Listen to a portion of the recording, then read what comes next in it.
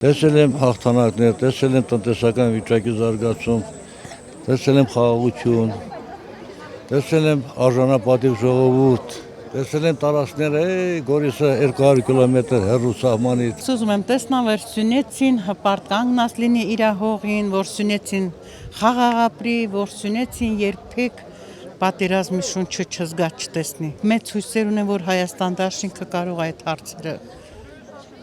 կատարի։ Մեծ հույսեր ունենք Ռոբերտ Քոչարյանին, որ անպայման մի բան կանի։ Ռոբերտ Քոչարյանը, որ եկել է ղեկավար, համ խաղաղությունն է ստեղծալ, համ թոշակներն է վերան ամենամիս տվալ, համ աշխատաբարձերը, մեկ Քոչարյանի նման ղեկավար չեք ունեցել։ Այդ գաղափարներն եմ կիսում, այդ համոզմունքներն ունեմ ու գտնում եմ, որ ճիշտը դա է։ Առաջները, որ ինքն էլ է ղեկավար, ավելի լավ է քիլական դեմ հեկտրահայտել, ավելի լավ է ապրում։ Ռոբերտ Քոչարյանը նախ եւ առաջ ինքը կոնստրուկտիվ մտածող պետական գործիչ է, ազգային բացառիկ պետական գործիչ, ունի երկիր կառավարելու փորձ, հսկայական փորձ։